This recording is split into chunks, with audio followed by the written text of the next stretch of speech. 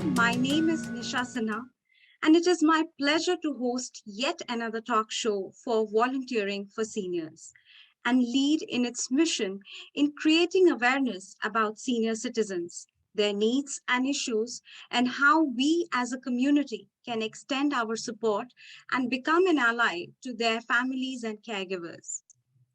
Today's topic is challenges in caregiving, overcoming caregivers' guilt. Do you feel overwhelmed with having to make decisions regarding your parents' care? In today's discussion, we're going to share family caregivers' experiences on what has helped them with making certain decisions and get some tools and resources from our distinguished speakers that help family caregivers manage care. Before we begin our discussion, I would like to welcome Prathama Pinumarthi, founder, CEO, and president of Volunteering for Seniors. Little bit about her background.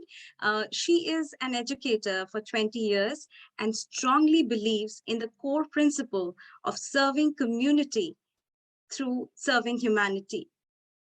Through VFS webinar, talk shows, and conferences, Prathama has been able to bring community and medical experts together, focusing on supporting health and self-care for seniors and caregivers of older adults. Welcome, Prathama. Well, first of all, I would like to hear from you. What can we expect today, and who are our distinguished speakers today? Thank you very much, Nisha, for this beautiful introduction. I do want to, first of all, welcome. We have two wonderful guests sitting here with me right now. We have Dr. Parnika and we have Dr. Rohit Chandra. Dr. Parnika, a little bit, just about what I know about her, and I know her very well too, is a double board certified in general and geriatric psychiatry.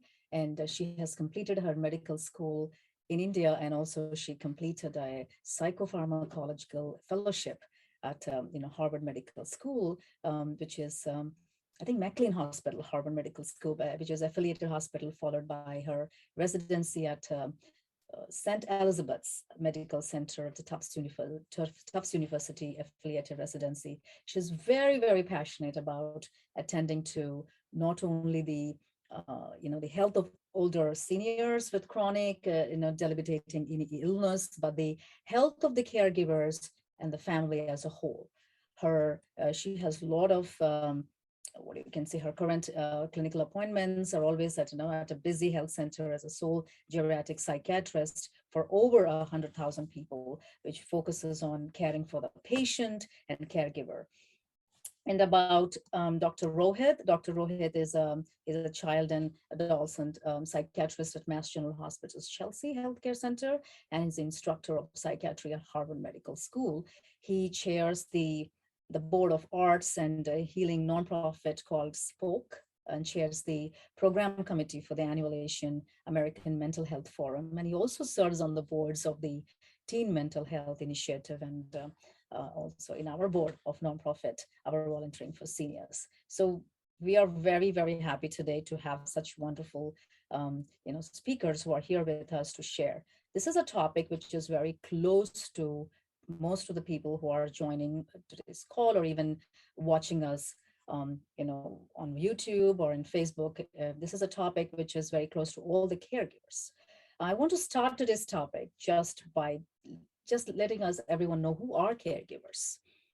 So a very short answer to most of us that, most of us are caregivers at some point in our lives. They can be daughters, husbands, grandchildren, partners, while some people, they receive care from paid caregivers, but most of them, they rely on the unpaid assistance, as we know, from families. So as a caregivers, even though it is a known point, people talk about it a lot, we know what all we do. As caregivers, you're a person who buys groceries, cleans houses, does laundry, who does even special help, getting them dressed, getting a loved one dressed, taking medicines, transferring someone in and out of the bed, taking their medical appointments, driving them to doctors, talking to physicians, case managers or care managers, and much more, and also spending time at work handling a crisis or making calls to help family member who's sick, and this is quite a list. So caregiving is necessarily what I can say, what most of the caregivers will openly say is necessary, selfless, and very difficult job. It can be hard for caregivers to admit actually that they are having a tough time managing guilt and stress. So this is one topic which is also close to me as myself. I'm a caregiver for many years. So guilt is an ever-present emotion for many family caregivers, for a variety of reasons that, of course, Dr. Parnik and Dr. Rohit will share that with us. What I know I can just tell here is that because we haven't, the way the guilt comes, as I know, and you may agree with me, Dr. Parnik, is that because we haven't done for her, the guilt that pops up is because we haven't done for our ailing loved ones. We feel that, or because we did what we think was inadequate. Right? So because we still can function physically and cognitively in ways in which our loved ones is no longer capable. So but again, there's so many things, and it torments us and saps us all possible joy. So my question, which will be again something which Dr. Parnika and Dr. Rohit both can, pitch in here, is why is it common for caregivers to feel guilty? So I can take that. So I think you've raised some excellent points. So I probably will expand on them and maybe add a few more. Caregivers are often conscientious people. They genuinely care about their parents. I mean, and we're wired for empathy. When we are parents ourselves, we think about our children and our children's best interest. As our parents age, we are really concerned about our parents. And sometimes they are in our home and we're taking care of them in our home. Sometimes they are living in their own homes and we are providing sort of care for them in their own homes so that they can live as independently as possible. And, as Revati Ji, who's on this, who's observing, said yesterday at an event, sometimes our parents are elsewhere. Sometimes our parents are in India and we can't be with them. Or like my parents are in New York and I can't be with them. So then, how do you sort of manage that guilt? That is a different guilt, which probably we're not going to touch on as much today. But, for those of us who have aging parents, there is concern and there is guilt. For those who are caregivers, it's often hard to watch a loved one decline. And, we often feel like there's more we could do or could have done. If only I had done this, this event wouldn't have happened. If only I had been better about bringing her to that doctor's appointment, this, poor outcome would not have occurred. We feel like there's more we can do because we care and, we just don't like to see our loved ones suffer and decline. And obviously declining is a function of age. We all lose some of our functions, but caregivers often, may feel like they should have done more. And that's challenging. Often they're doing quite a bit, but they still feel like they should have done more. Dr. Parnika? Yeah, and that's such an excellent point that you brought up, Dr. Chandra. I would also like to add to that, that guilt is such a universal thing that touches all of us at some point or the other. And caregiving guilt is one of the tougher ones because you're trying to do the best that you can. But as human beings, we all are afraid of mortality. Because it's even though it's something that happens to everybody, it's still hard when it actually does happen to you. And whether you're a direct caregiver or an indirect caregiver, like as physicians, I'm sure that Dr. Chandra would agree that even though we're not direct caregivers, even though we're not taking care of the person every day, it is still a struggle to see a patient get sicker, even though we have the medical knowledge to know that people are going to get sick, that people do get older, and this is just your body getting older, not being able to handle things. And it still is an emotion that we all struggle with on a regular basis.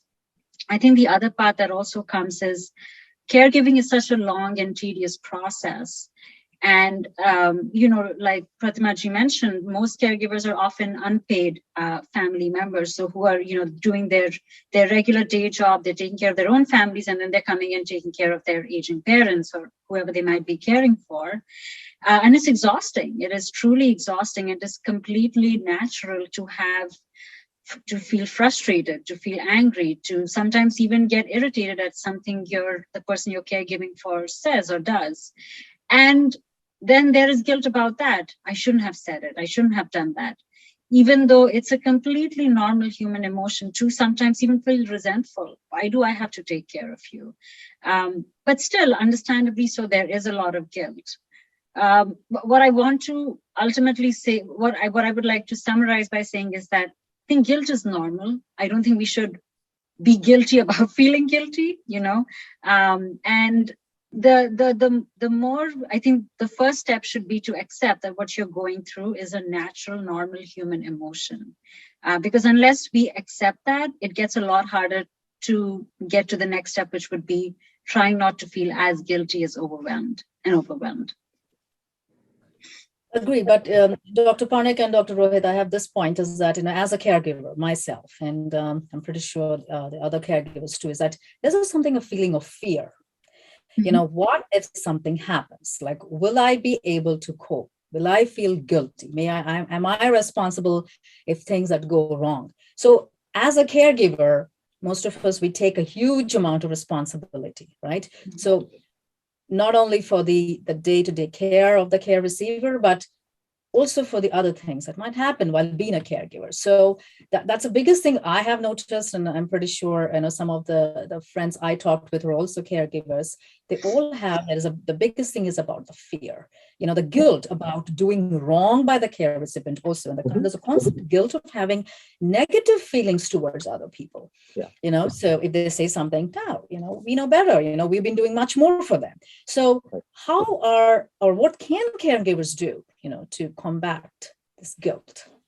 Can I just say, I love your point about responsibility, because when you take responsibility, and when you said as a caregiver, so this is part of your identity, right? This is something that you've taken on, you value that, and you take responsibility. If I give a talk on depression to an audience, and someone in the audience is depressed, I don't know that, right? So I'm not responsible for that person.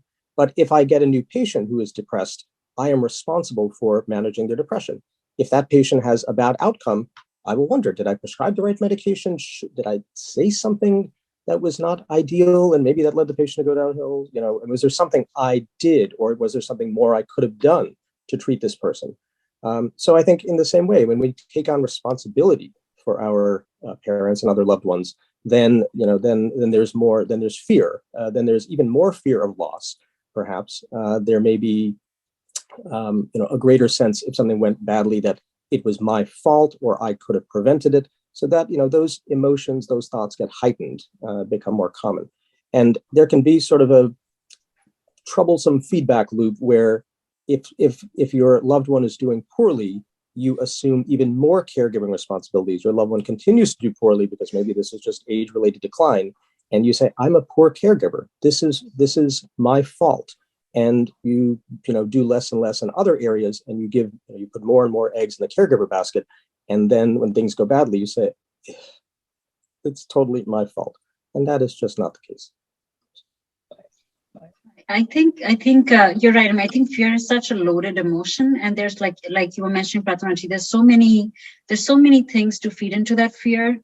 Thinking if someone's going to get worse, and not just managing the actual person you're caring for, but yourself. I know a lot of people feel they're in this bind of, okay, I'm taking care of my parent, but am I not paying attention to my job then? Am I not paying attention to my spouse? Am I not paying attention to my child? And like Dr. Chandran was mentioning, I think this is something anyone in any kind of caregiving role will often go through. The first thing I can say is that it's very easy to get into that superhero or rescue, like the rescuer mentality. And one thing to remember is that that's not who you're a caregiver. You're a human caregiver. You're not going to be able to do everything, right? There'll be some things, the entire responsibility of that person is not on you. Part of the responsibility is going to be borne by the doctor, by the nurse, the different people who come into contact with that person. One thing that might help with this guilt, which is again like brought about by so many different emotions, is if possible trying and writing down almost an allocation of responsibility, so that you can realize that 100% of the responsibility is not yours, and there are going to be certain limitations. So for example, let's say you're caring for somebody with a heart condition and you don't know CPR and they have a heart attack. Your job is not to do CPR. Your job is, can I pick up the phone and call 911? yes, I can do that. My job and my responsibility is beyond that, is the responsibility of the paramedic who comes to that door. So actually sometimes writing down, like, what would be the worst case and what do I do when things get worse, and actually writing it down sometimes can actually help us realize that actually I'm not actually responsible for that much, and I am doing what I am supposed to do. And that can sometimes help alleviate that fear. But that's not going to happen until you started the first step, realizing that you can't do 100%. Nobody can, right? Like, Okay. what I can do for a patient is not their caregiver can't do, and what the caregiver is doing, I can't do. So we have to realize where our limitations are. And sometimes what can happen is if we don't get out of that mentality, it's going to affect your own caregiving skills too. You'll start to get burnt out. You won't be able to care for the person you want to care for. Hence, in a way, it becomes a self-fulfilling prophecy. So it's really important that whether or not when you are caregiving for someone, it's very important to take care of your own needs. You have to meet your own needs. Otherwise, you just can't do what you're doing. And then you will actually make your fears come true. So meet your own needs, be kind to yourself, be compassionate to yourself. And I think one of the things I can really, which I often tell people to do is, especially because of my job, I often see a lot of folks who are suffering from dementia, which, as you know, there's no real cure for it. People do decline. And one of the things that I always talk to the caregivers, which are usually the children, or it might be a nephew or a niece, is make sure that you're taking care of your own emotional needs. A lot of them will struggle with seeing their parents decline. Like, I remember one woman was telling me, this is my mother who was, she raised 5 kids on her own, and now she can't even change her own clothes by herself. And I would counsel her a lot, but I did talk to her about getting her own therapist. Like, what does this mean for her, seeing her mother decline like this? It's not just, there's a lot more that it means for her as well. So those are some of the things. So, I mean, but to boil it, if I were to boil it down to the essence, I would say 3 things. Number one, expect a mix of emotions. Expect that things will happen, because understanding and identifying those expectations often tends to make things a little bit easier, because you don't feel that they come out of nowhere. Number 2, don't think of yourself as a superhero or as a rescuer. And number 3, make sure that you're meeting your own needs, whether they're physical, whether they're emotional. And there'll be days that you won't be able to meet them, and that's fine. Sometimes things, you will miss out on something or the other, and that's okay. That's what life is like, right? When we make one decision, we miss out on something else. There is coming to this wonderful discussion, because, I understand completely what you mentioned about how we have to overcome by taking, giving importance to self-care. But being in that position, I was also in one of the positions, is basically when you call hospice. The feeling of guilt is way bigger, in the sense, like, calling in hospice, we all know, is when you're definitely for the care of our elderly parent or loved ones. You come in terms on all levels with the very idea that this person is dying. So that adds up with the feelings of anger and resentment. And there is a big amount of fear and anxiety. When I say resentment, you feel trapped to feeling underappreciated, because the stress generally, because this is not just me, because I know I met people who were having their parents in hospice, and I saw like that caregiving stress really sets off their anger, and sometimes I see them losing temper or say something in the heat of the moment that then they immediately regret, hey, what did I tell to my loved ones? So that is one thing. It's so difficult, when I say like what I might be feeling, right? Because we know that understandably everybody's worried about a lot of things. Like, what if I'm not around my loved ones? They need it, when there's an emergency, or what happens if I make a mistake or the wrong judgment call. So this is a biggest thing I have myself noticed too, is anxiety, which I was able to control. But I think it occurs when we feel out of control, but it's a warning sign that, as you said very clearly, everybody needs to know there should be another way how you could come out of it. But there is you get a warning sign that you should pay attention to your own needs. What do you say, Dr. Parnik and Dr. Rohit? Yeah. So, you bring up excellent points, as Dr. Saxena.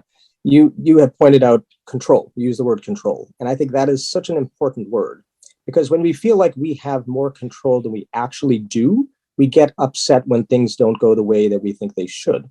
And, as physicians, we don't, physicians are not necessarily going to say to caregivers and loved ones, here is the natural history of the disease. Here's what you can expect. Your mother is in stage 1 of the Risberg stages and will go down to 2, 3, 4, 5, 6. And, ultimately your mother will die. That is not the kind of thing that physicians usually say. But there is a natural progression of illness. And, like Dr. Saxena, perfectly said, dementia, there is decline expected with dementia. And also, this is just how life goes. Death is a part of life. I mean, we have to accept death. My mother's a pediatrician, and I think she's very wise. She says that, some of the same situations you see in childhood end up getting recreated in, one's elder years. Dependency, incontinence, she sort of jokes. She's like, well, you put diapers on a baby, and then you might end up, having to, put depends on your elderly parents. And it's just, I think there's the riddle of the Sphinx is what walks on 4 legs in the morning, 2 legs in the afternoon, and 3 legs in the evening. And it's man or humankind, right? I mean, we are crawling when we're younger. We are standing on our own 2 feet. We're independent in, teenage years, then middle age. And then eventually we walk with a cane, or, it symbolizes dependency again, in a sense. So, there's almost a bell curve shape in terms of functionality. And when you get older, you might drop off. Again, people can be very functional and die, or they really can decline into poor functionality before they die. So I think control is such an important word for caregivers, because you have to know what you can change and what you cannot. And, and just like a plant, it sprouts, it grows, it fruits, it wilts and dies. And that is nature.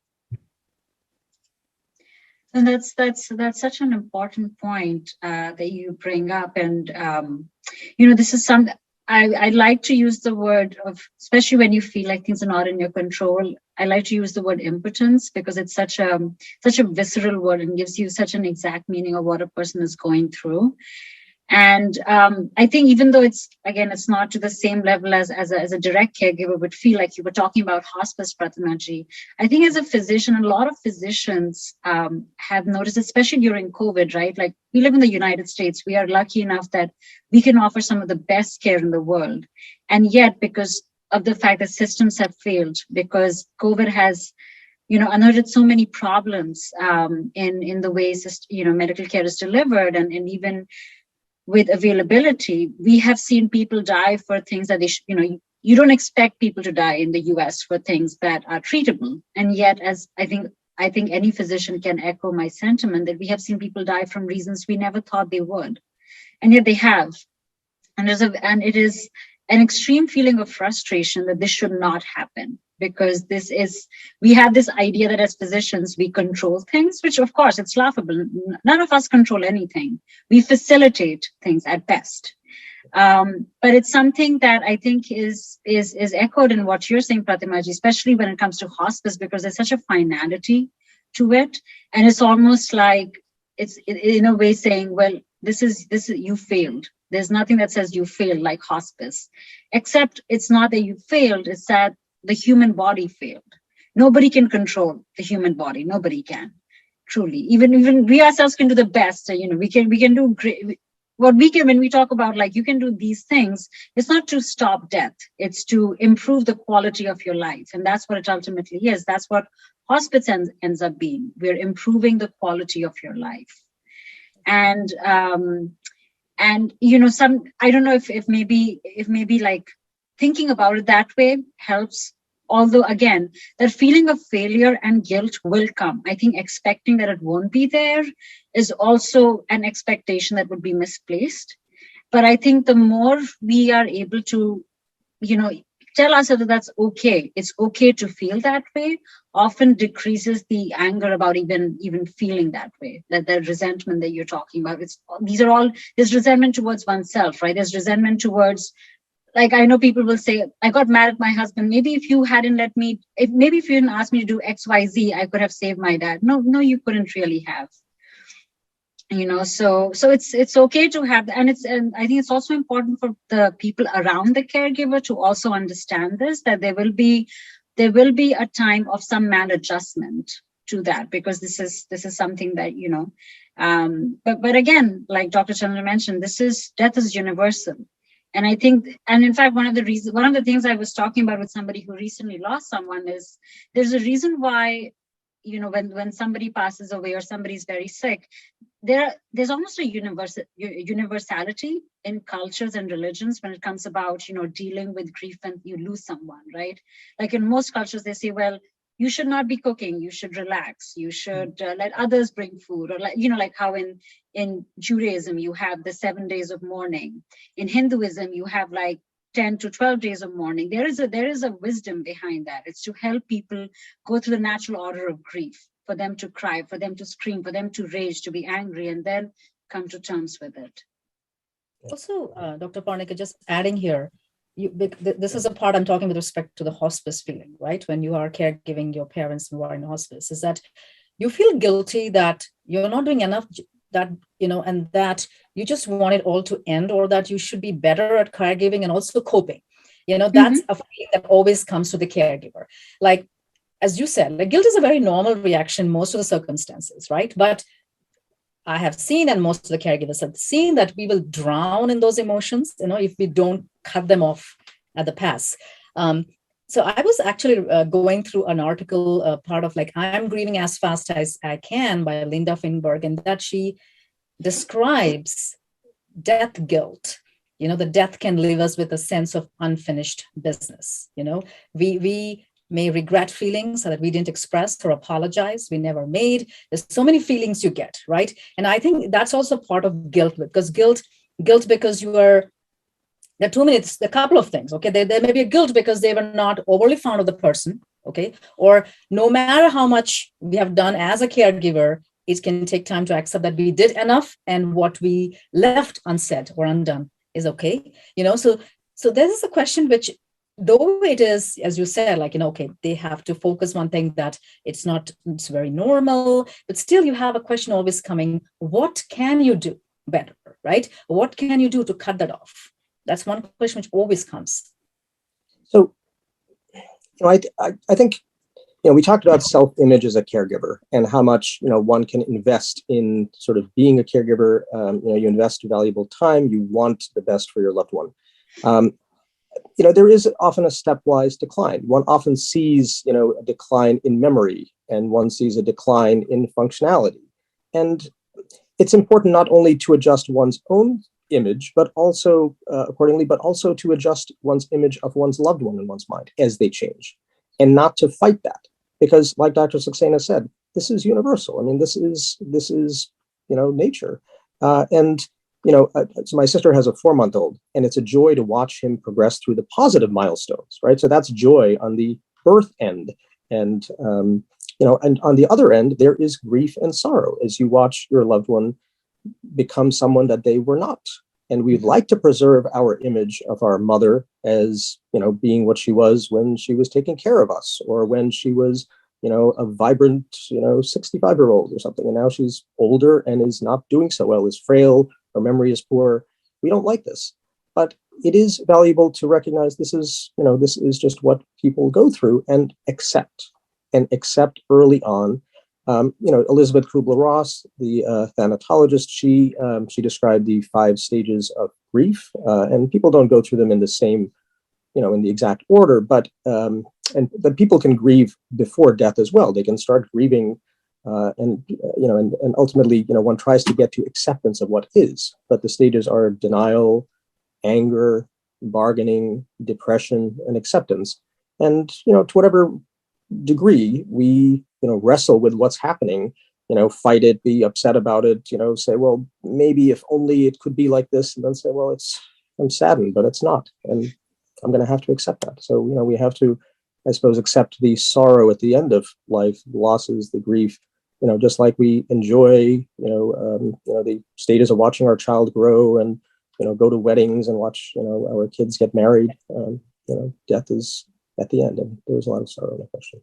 See, the person who's dying, they come to terms, right, with the issue. However, it's the family who's sometimes most reluctant to accept a diagnosis that is that the disease is terminal, right? So that's a part again, which is coming, mix of all the guilt thing, because accepting that our own or our loved ones is limited for only a few months, say weeks, or even days, it's gut wrenching, and when you know that. However, when we do get to the stage where we accept that nothing more can be done to extend their lives, or at least extend their lives without any quality of life, that time I understand, we are finally in a position to help.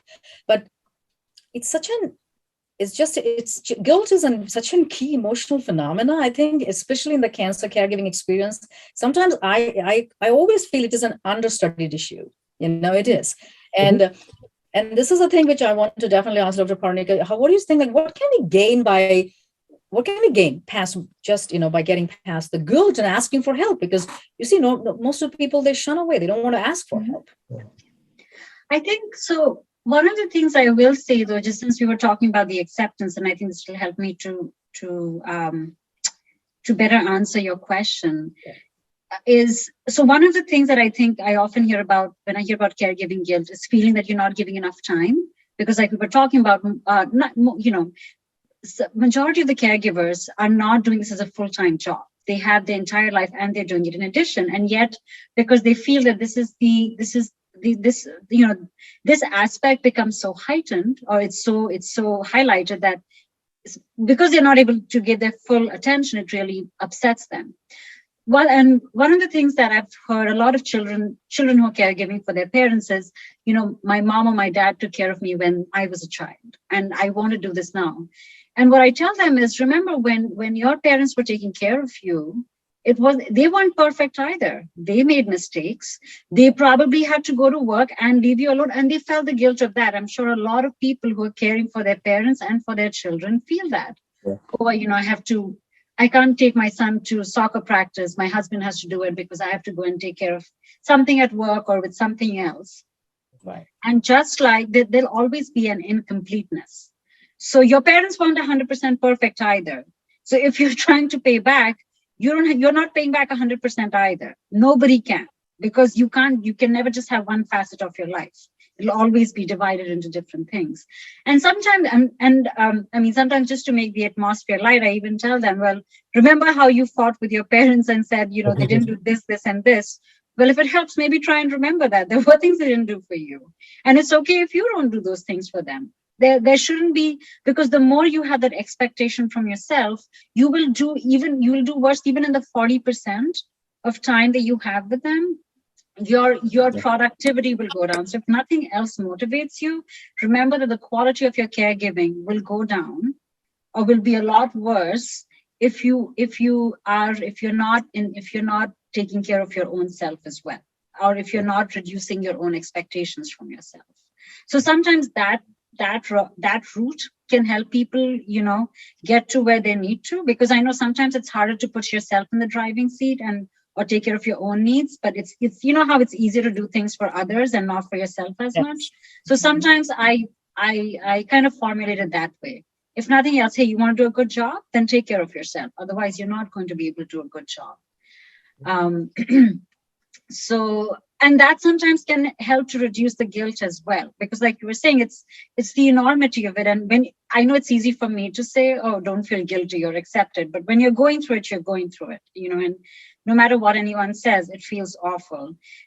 In that situation, I do sometimes think that support groups can be really helpful, because I feel when I say it as an outsider, it is, it can be hard for a person to hear, but when it's somebody who's walking in the same shoes as them, especially when it's a longer, more prolonged illness like dementia or cancer, like you mentioned, and also when it's cancer in an older adult, the side effects of the treatment are so horrendous as well, rather than in somebody who's younger. So, there's guilt about that too. Why am I putting then it comes to these complex decisions when I've seen often people will say, no, I told my dad, no, you go ahead with this chemo, even though my dad said, no, I don't want to do this. And now they're suffering because of the treatment I told them to get. Yeah. So there are, and that's why I think in situations like that, having a support group can be really helpful to know that there are other people who are going through, and sometimes I think they can say something a lot more salient than even I might be able to say, because I'm saying it as a, in a clinical way, as an objective observer, not somebody who has necessarily stake in that game. Sure. Fatima, could I echo something that Dr. Saxena said? Yeah.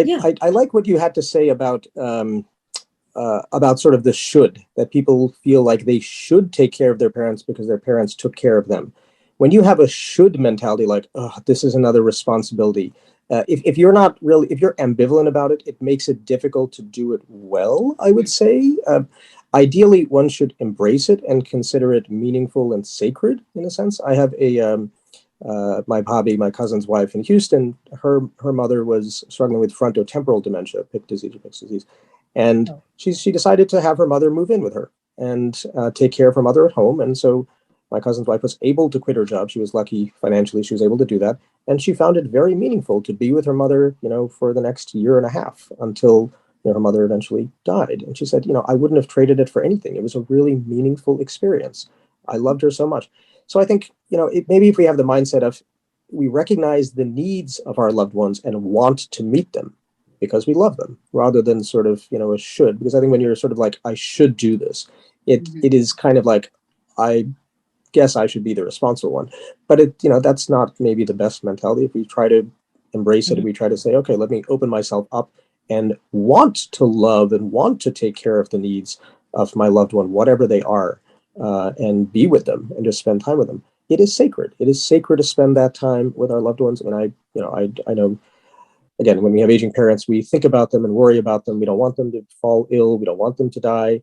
So, and then we also think about how much time we can spend with them. And one of the regrets people have at the end of life is, I didn't spend enough time with my parents. My parents were in India. I didn't visit them enough. My parents were local, but I was too busy. I was taking care of my own career and my kids and my spouse or whatever. I didn't visit them enough, and then they died. I didn't get a chance to tell them how much I love them. I didn't get a chance to thank them for everything they did.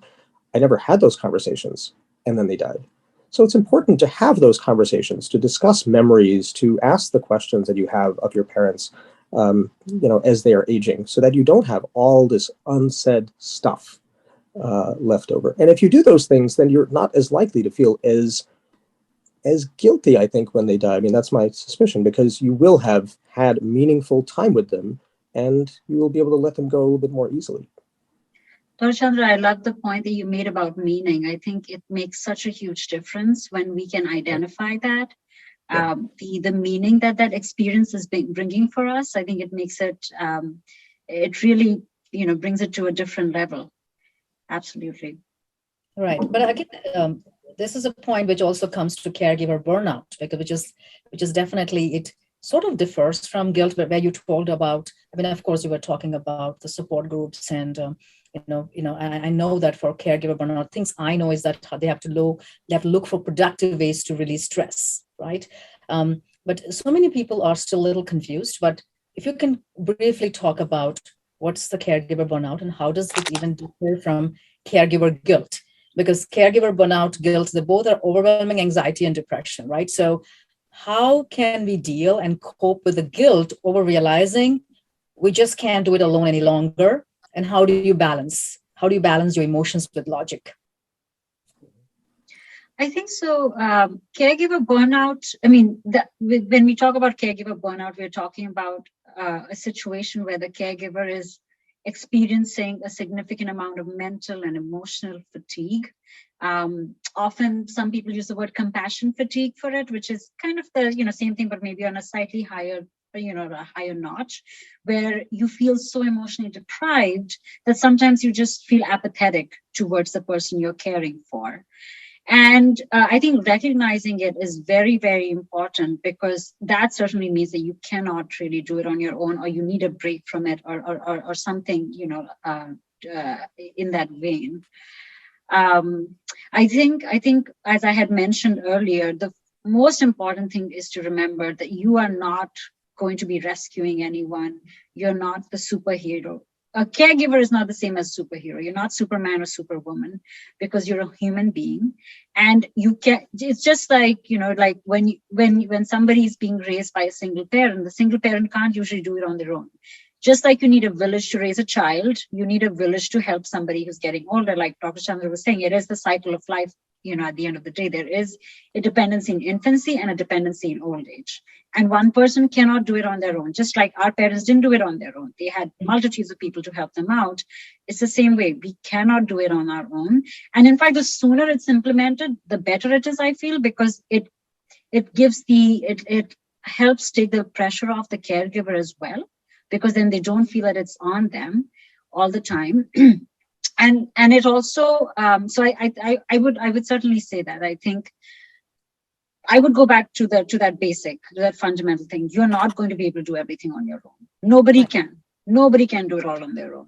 Think about this. You go into your doctor's office, the doctor doesn't do everything. They have a receptionist, they have a nurse, they might have a medical assistant, and they're spending 15 minutes with you, and they can't do it all. And they're trained to be doing this for many years. As a caregiver, you're not even, yes, you know your parent very well, much better than a professional might, but you might again not know all the clinical workings that are going on.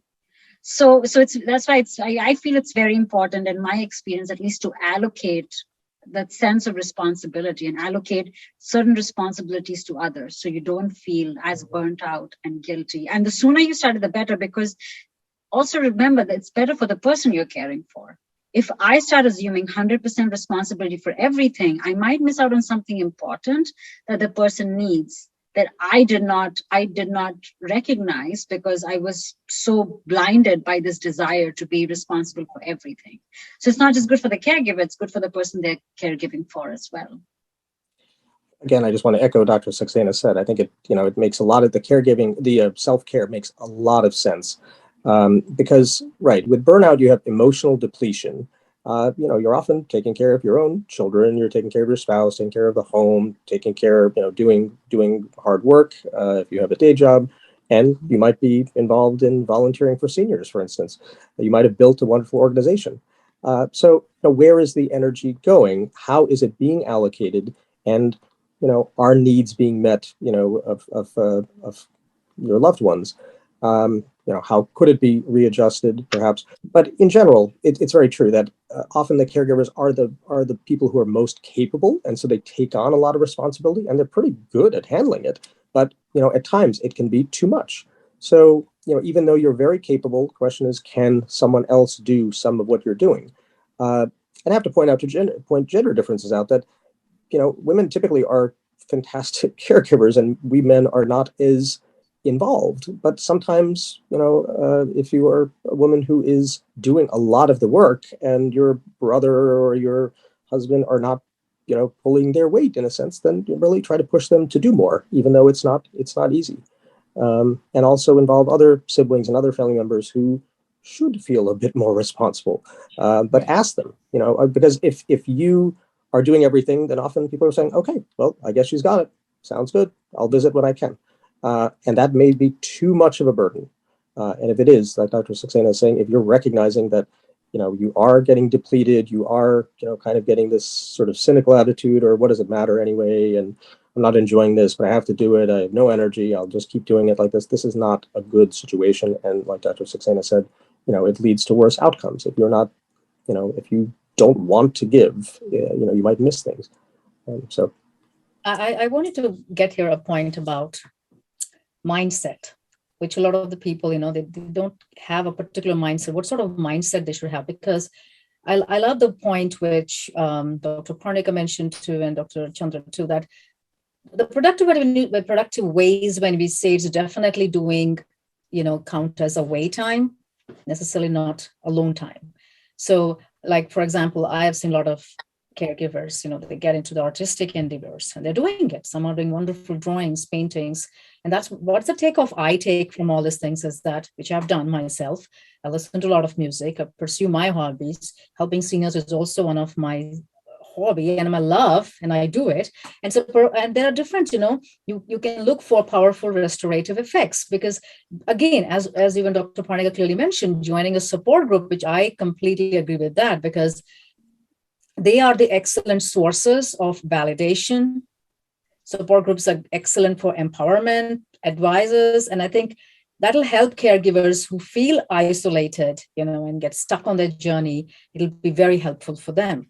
But again, I also totally believe in something called mindset, and I hope you two agree too, because there should be some sort of mindset that we should try to adopt as caregivers ourselves, right? So is there anything else that you want to share that about mindset? The thing that Dr. Chandra was saying, which I would also echo, is walking in. I think it really helps when you're walking into that situation, and when you voluntarily choose to be a caregiver, because not because you feel like you should, but because you want to. That number one. So because you're doing it voluntarily, you don't feel like you're being pulled into this responsibility. And I think just starting out with that can really help one to be more aware of what are you actually walking into, right? Because a lot of the times when people do it out of just a sense of responsibility and nothing else, it ends up being more of a surprise. Oh, I didn't realize it would take this much time. But when you do it because you want to do it, because you want to care for the person, or because you love them so much, or you want to have a meaningful experience, you can be better prepared. So that's one thing. And I think when we talk about better, and the second thing I would say is, when we're talking about being better prepared, we need to understand it's not just logistically or financially, but also emotionally. If you're in a situation where you're already so emotionally deprived, do you think you can, because caregiving, as we have, explored today during this talk, is a very emotional experience as well. So you need to be, if you're in an emotional situation, if you're in an emotional place right now, where you literally have nothing to give or very little to give, this might actually end up becoming a worse experience. So that's why, that again comes in the conversation of taking care of yourself. So I think walking in with that mindset that this is not something, number one, this is something you want to do. Number two, this is something that's not 100% your response. It's number one, you're not going to be, number two, you're not going to be able to give 100% of your time to this. Not 100% of the responsibility is yours. Both things. And number three, there will be good days and there will be bad days. And it's okay to have a bad day. We are much more comfortable with good days. We're not comfortable with bad days. It's okay to have a bad day, whether it's a bad day that your parent is not doing well, or whether it's a bad day that you got mad at them and yelled at them. All those things are okay. And I find it funny because I think we are much more comfortable having bad days with our parents when they are younger and more cognizant of it. But when they get sicker, we feel much more uncomfortable. But you're still the same person. I know your parent has changed, but you're still the same person. That means you'll still get angry some days. You'll still have that resentment that you had because your mom didn't let you go for a trip when you were 5 years old. It's not magically going to go away. And it's good, right? Because it means that you still see your mom as your mom. You don't see your mother as some. I think there's a specialness to sometimes even getting mad at your parents. Otherwise, it's a very formal, stiff relationship. You're not a paid caregiver. You're a child who's taking care of your parent. That means some days you will get mad. It's okay. That's being a child. So those are some of the things that I would say when you talk about mindset. Dr. Saxena said was exactly right. Mindset is important. I did a podcast called Mindset Mondays with Sachi Badola, who's a high school student at Chelmsford High School. So mindset is certainly a term that is meaningful to me. Yeah, I think that's exactly right. That you really want to, you should want to do those things, and then just make sure that, your capacities are aligned with the needs of the person that you're caring for. And if they are not, because you are, just, pulled in many different directions, then figure out, can someone else fulfill those needs? Can you assign someone else to do it? I mean, if you're taking the responsibility of being the point person for your loved one, for your mother, for your father, whoever it is, can you assign someone else to do some of those pieces? Can you get some relief so that you're not feeling like all the burden is on you? And also make sure that you're doing things, like Dr. Saxena said, to enjoy yourself. I mean, life is not all about just responsibilities. Like, oh, I have to do this thing, and then this outcome didn't work out, so I'm frustrated. And recognize what we can and cannot do. We can't make all the negative emotions go away, like Dr. Saxena pointed out, that we have to be okay with some of them. I mean, some of the, the anger, the frustration, the sadness, the guilt, this is part of caregiving. Sure. It's not going to be a smooth ride. And you have to, be prepared for that. But it is part of life. And you can't have the good without the bad, really. I mean, you want joy. I think Khalil Gibran pointed out in his essay on, might have been on joy, but he said, joy dwells with sorrow. These are almost two sides of the same coin. So one has to accept. One has to accept what life is. And we're functional adults in our work lives. We get things done. We tell people what to do, or we're told what to do, perhaps. But we're functional. We are active. But sometimes, with our loved ones, we have to just be with them and accept what is. Right. I think my take from this talk today is that, and I agree, and I think so even our viewers will agree, and if they have, they can pitch in, is that as a caregiver, we need to remember that our job isn't to rescue your loved one. You are providing support and much needed assistance. So we need to let go of expectation that you will heal a difficult relationship or that you will help cure your loved one of his or her illness. So we need to look at the big picture, what good is going to come from this time by helping or by taking care, what we are learning that we can apply to other aspects of our life. And also, I think we need to remember that this period of our life as a caregiver will end, So as we care for our loved ones, it will be amazing. It will be excellent. Or I think the better word would be wise to expect to feel a little guilty, which is okay, right? So instead of feeling guilty about the guilt, the way I look at it, we need to accept it. We need to recognize it, that it is normal and it is completely valid. So correct me, Dr. Rohit and Dr. Parnik, I find here as my way of talking with everyone, getting more information from both of you, is that caregivers, generally speaking, as we all know, of course, they are a sacrificing group of human beings. And most of the caregivers, they put the needs of others before their own. But indeed, it is both labor and love. It is both. So I think we as caregivers and who's going to be the future caregivers, they don't let that caregiver guilt or I can say, or feeling guilty for, or keep them from seeking even help. They may need help for themselves. They need to take care of oneself. So one needs to lean. What we all have to tell to even other caregivers here is that one needs to lean on others sometimes. And it can be volunteers, it can be friends, it can be family, because it's a different journey, because it's not a journey which you think you can do it all by yourself. So is it anything else that you would both want to add here about the conclusion about this little talk that we had today? Sure. I mean, I can say that in terms of, just also enjoy the journey. I mean, our aging loved ones have a lot of wisdom. I mean, they're often, kind of detaching a little bit and trying to look at their lives and look at life overall and making sense of spirituality and, wanting to share their knowledge of history and mythology and, parenting wisdom and all sorts of things with us. So, accept that, receive that willingly, joyfully from them. Ask them about their lives, learn about their histories. There are lots of things that we don't know about our parents. My brother, sister, and I decided to do a sort of digital storytelling project with our parents while they're still alive. And we videotaped them talking about their childhoods. But some of the stories they come up with had not been told before. We never asked. Of course, our parents have favorite pet stories to tell. But when you actually ask them open-ended questions, they tell you more than you had ever heard. So it's so meaningful to hear those stories. We all want to know who our parents were when they were younger, who our grandparents were, more about our aunts and uncles and our cousins. I mean, these family stories are cherished. So do take the time to listen if your loved one is able to tell you. And otherwise, just, again, it is a sacred time. It's beautiful to raise children. It is beautiful to take care of your loved ones. But my sister, for instance, is raising a 4.5-month-old. And at some point, she wasn't sleeping enough. And she told her husband, you need to take part of the night shift. And he said, okay. And she slept. And then she was much more able to do the work the next day. So, she comes home on weekends and lets my mother and father have joyful time with the baby. They want to, and she gets to rest. So she's figured it out, I think.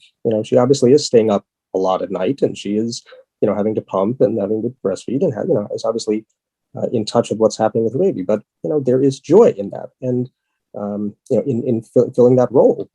And likewise, there is joy in filling the role of caregiver, and being someone who is there with your loved one in their time of need, and taking care of them and learning from them and loving them.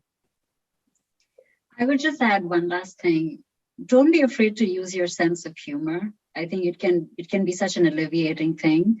Caregiving doesn't always have to be a serious thing. And yes, sometimes bad things happen, but more often than not, ridiculous things happen. And it's good to laugh at them.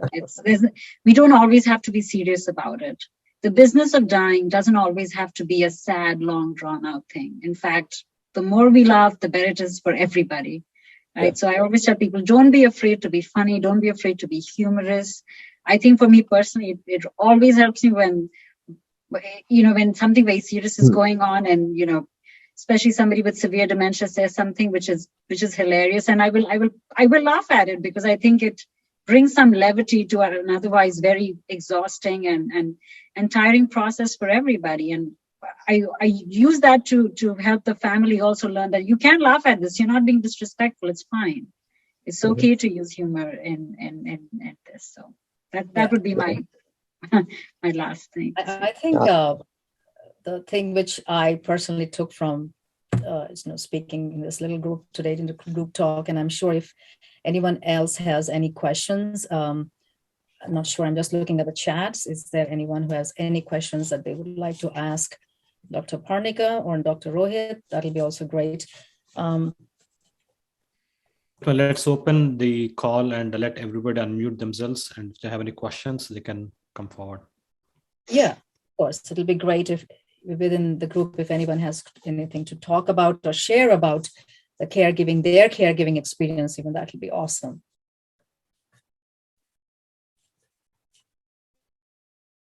Hi, Pratima, Suraja here. Hi, Suraja. Hi, how are you?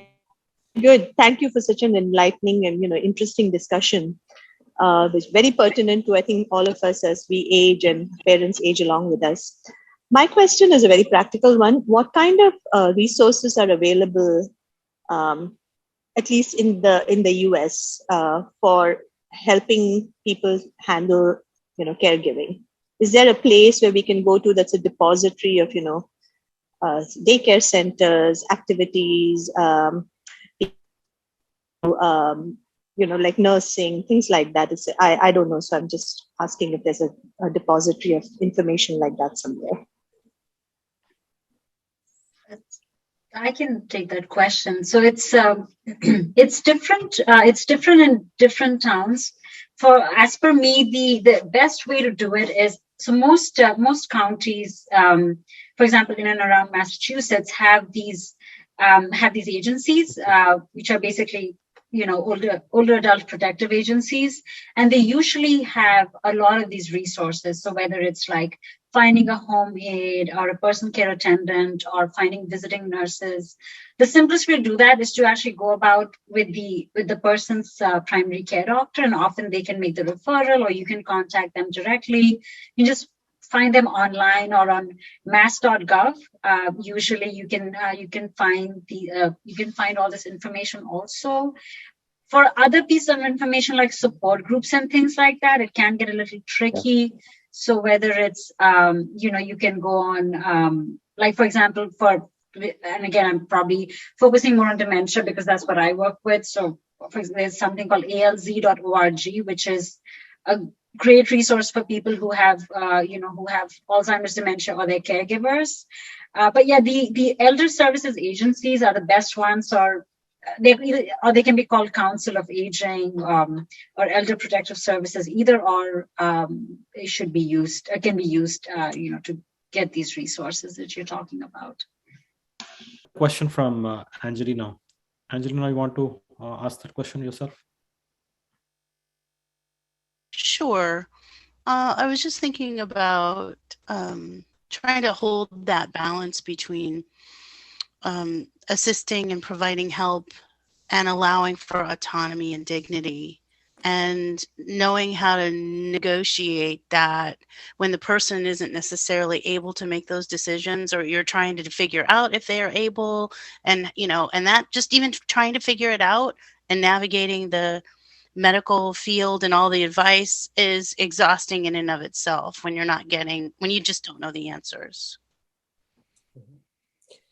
Yeah, I mean, I think Pratham and I had spoken about this in a previous talk in either October or early November, about sort of managing the, sort of adult children's concern for their parents' safety with, parental autonomy, making sure that, elderly parents, live their lives in a manner consonant with their values. It's definitely tough. Your concerns are real, and then their wish to live like they want to live is real as well. The negotiation is difficult. I mean, the question is one person being somewhat unrealistic? Is your parent is like, I'm fine, I can do everything myself, but then you find that they're falling once a week. Like, this is not healthy. How much can you support them to live the way they want to? I mean, how much can you provide services so that they are supported? And to what degree are they not going to be able to do it? And it's just not safe, and it's just not wise. And you have to be, paternalistic is an unfortunate term, but you have to kind of take matters into your own hands and kind of override their wishes, because it's not a good idea at all, and just harm will befall them, and they just don't see it correctly. But often there are ways of keeping people. There's sometimes ways of keeping people in their homes with the proper supports, and maybe adjusting medications and just advocating. But absolutely, it's very hard to navigate systems, and Dr. Saxena knows this better than I do, because she does this work on a daily basis. That's very true, and I think I can tell you from my own experience, it basically ends up becoming, it's a negotiation at the end of the day. And that, I think, having an expert or a professional who has some level of a trusting relationship with your parent, or your declining parent or your elder, can always make a huge difference. So rather than seeing you as the bad guy, if there are other people who are, so let's say it's a situation where the elder is truly extremely unsafe to live at home. As you know, that doesn't happen. It doesn't happen in one day. It's a process. And the sooner you can, let's say you can start having that discussion, whether it's with them or having it in the doctor's office, can make a huge difference. Because if you suddenly move somebody from their house and they're living independently to a nursing home, is always a difficult truth to digest. So like Dr. Chandra was saying, maybe starting out with certain like assistive devices, or, starting with, sometimes it's just like to get somebody to say, to convince them to use a walker when they're going from their bed to their bathroom, which I think is one of the most dangerous walks that I can think of, because of the risk of people having falls, or having somebody have a life alert. Just starting with those things. Sometimes having a nurse come in maybe once in a while to check in on them, and having it as a process rather than an absolute decision can sometimes make the process a lot easier. I've personally seen this as a geriatrician. It makes it I've worked with families where the parent is very insistent on staying at home, and the child also doesn't want them to go to a nursing home for very excellent reasons. And then sometimes it's me not just negotiating with their elder, but also their family member, when I know clearly it's becoming an unsafe situation. And that's what I do personally. I start a negotiating process. I have a couple of people come in. The nurse comes in. Then the nurse says after a couple of months, this is not safe for them either. So, you basically get more information and gradually break the information. And a lot of the times I've seen that people will understand that, okay, I probably need to go to assisted living. So, and that's the other thing I do too. I say, well, it's an assisted living. It's not a nursing home, because nursing home sounds so damning and definite. Sometimes just the right, verbiage can make a huge difference. So that's, and of course, there are always a few people out there who need, for whom, no matter how hard you try, it does end up, you do end up having to be paternalistic, and that's tough. But thankfully, that's a rather small minority. Most people, I think, if you have this conversation as a negotiation, most of the times it'll never be an easy thing. It's always hard to leave your own home and go somewhere else. But I think ultimately most people will kind of accept it, maybe grudgingly even. But they do accept you, because then they'll see enough examples. That's just not safe for them either. So that's how I personally would go about a situation like that. I have a quick question here to Dr. Parnik and Dr. Rohit. I know we must have told this on the call today, but just want to run through and say, like, just to improve the health and well-being of caregivers, could you just once again run with the ways of dealing that? Oh, sure. So so like we had like I can take that question. One is the mindset piece that we talked about. The first thing that you can do for yourself is try and adopt a mindset that is a little more flexible to what's going to be happening, rather than have very rigid expectations of what's going to happen and not going to happen. Also, knowing that this is not going to be a lifelong thing. Just like when parents raise a child, the care that you give a child is not going to be the same as was when somebody's like 2 months old versus when somebody is 33. So knowing that it's a process, knowing that it's not going to be an indefinite thing can be helpful. Number two, remembering that you have, also remembering this is going to be maybe one interaction that might take more from you than give you, but making sure that you're engaging in your other relationships where you can probably take a little bit more than give. It might not always be a 50. It'll not always be an even split. So making sure that you're engaging in social relationships where you get a little bit more. Then also, more of the physical attributes, like making sure you're getting some time for yourself, whether it's to exercise or engage in your hobbies, relax, sleep, eat, things like that. And number four, making sure that you realize and accept that the responsibility is 100% not yours. There are other people in the play as well. Sure. I just want to end today's talk by saying that the caregiving journey is destined to be one of angst and suffering if you let guilt move in and stay. So while you do, necessarily you have to kick it all the way to the curb.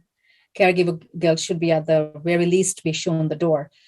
So just by saying these few words, and thank you very much, Dr. Chandra and Dr. Parnika, for sharing with all of us.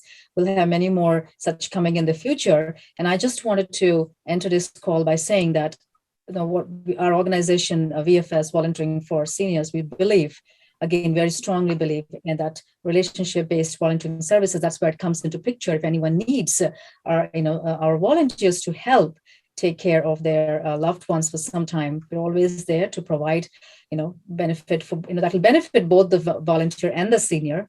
And the main goal of our organization is to connect people to resources like this, what we've done today, that promote aging for seniors, of course, with independence, and increase community awareness of aging issues and generate community-based solutions to these issues. So thank you, everyone. Thank you, Dr. Parnika, Dr. Rohit. Thank you, all our wonderful viewers here today, each and every one. We have, we also had actually Rima Pandey. I believe she left, but so we had, Rima Pandey is another wonderful writer who wrote books on caregiving. But I think this is what we need for our community, to know more about it and learn how we can try to keep ourselves active and keep our mind more active and not feeling guilty and asking for help if needed. So thank you very much and have a wonderful day.